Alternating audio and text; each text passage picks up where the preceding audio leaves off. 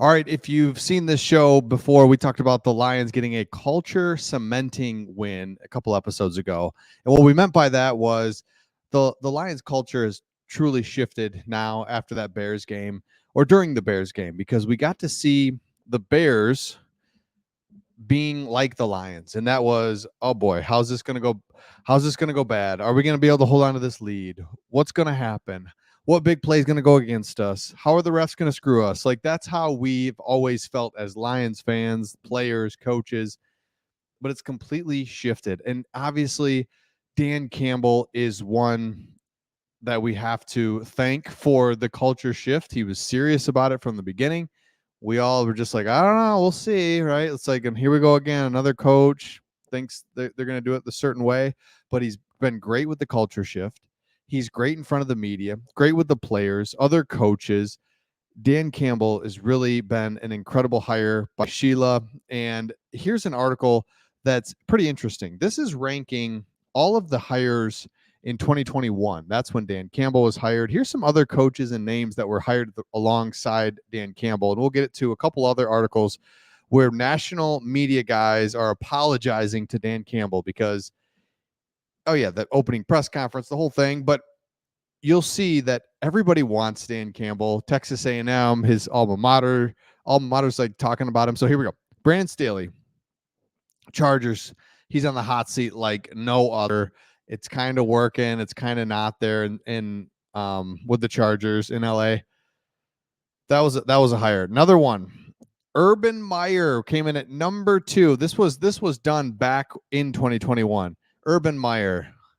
I suspect this being a brief experiment, 2 years or so, and they thought Meyer would leave because he's just so good. He's going to go to this, that. No, Urban Meyer, complete disaster. Shout out to the Jags, actually turned that around faster than we thought. But Urban Meyer, Nick Sirianni in 2021, that was good and doing well. That one's fine. Here's Dan Campbell coming in at number 4. He and rookie GM got a long-term deal, and another member of the Ford family is now in charge, which probably buys them 3 years, and things go off a cliff. This is a key point, and I think it's a right point. Ownership seems to understand that it is actually in a rebuild, which to me makes it a notch up from a few other gigs. 100%, and that's what Sheila did. This is a rebuild. You guys have time. Now, you saw it in the second year when we started 1-6. People aren't going to be too patient. Doesn't matter. But they stuck with it. And now here are the Lions. And right, you do a whole separate video, whole other thing on Brad Holmes and what he's done. But we'll stick with Dan Campbell right now. Dan Campbell, and let me know your thoughts in the comments on this. Rod Wood, Chris Spielman. Look at this. I mean, the nebulous roles of Rod Wood, Rod Wood, I get it. You got to have like a team president guy that handles like tickets and concession, like, fine. Chris Spielman has no real experience as team president. Man, another great hire and great move by Sheila. Chris Spielman, people rave about him, what he does behind the scenes and what he's been able to do as a football guy. And you heard it, when he was on TV, this dude's smart, right? Like, he just gets it. Again, another Lions guy, gets the Lions, gets the Midwest, gets Michigan. Love that. Okay, look at some other names. Arthur Smith, hanging on with the Falcons, not bad. But, I mean, is he a culture-changing franchise guy? No. Saleh, they're again, I think he's an okay coach, but you draft the wrong quarterback, and it's just not working. David Culley fired from the Texans. So those were your names in 2021. And there's just this guy named Dan Campbell who turns out to be incredible. So here we go. USA Today. Mike Freeman does a piece. He says, I thought Dan Campbell was a goofy meathead. In fact, I am the goofy meathead. So he goes on to talk about, as we know, the whole opening press conference and how he was completely wrong, and how he's a former player and can he be the guy? There are dangers being a head coach that was a former player. One of them is becoming too much of a buddy to the players instead of a leader. Campbell has found that perfect blend. 100%. He's a player's coach, but he has the ability to he's so respected that he doesn't even have to have that like fiery, overly drill sergeant thing. It's just like, got it, man. Like, I got it. And it helps that he's like 6'5", 285. Just dude's big, man. Campbell deserves his praise, yet my main point from the column remains accurate and important. Campbell behaved in a way that no black head coach could. If you don't believe that, you're hugely mistaken. Wow. So Eric Bellamy, Bieniemy was open at this time.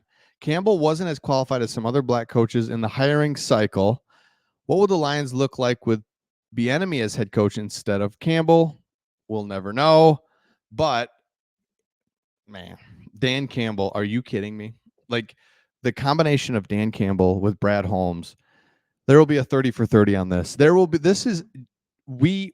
I was just listening to with the media last couple of days, more than I usually do, I guess. And the media is just poking and prodding for, I don't know. I just like stories. I get stories, but they're just trying to trip you up, trying to get you something.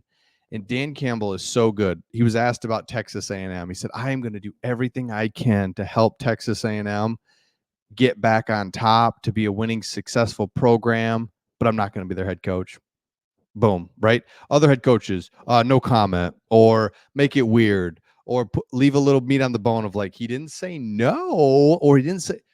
Dan Campbell is so good at so many things, not just being a coach, but the other parts of being the leader for a franchise. And so for Sheila to go out and find him in 2021 was incredible. I remember thinking, has this guy coached?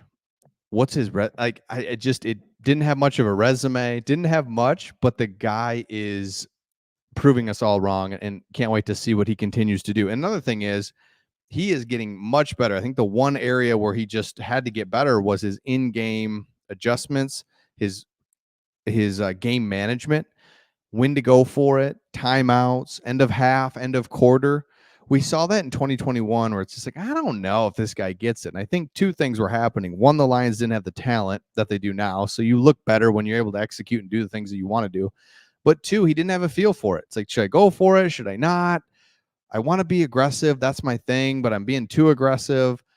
He has really learned to settle into games now and read the game. So you haven't seen any really fakes or anything these last couple of weeks. You saw a lot of going for it on fourth down, but like the fakes are gone. Have not done that in a while because we don't need to. We've got a more talented team. So Dan Campbell, great players coach, franchise, going to be around for a long time. He's got a 6-year deal worth $4 million, but $4 million a year. But I can see him getting a raise after this year. So let me know your thoughts in the comments. Everybody wants this guy, but we got him, and we'll see all of you on the next one.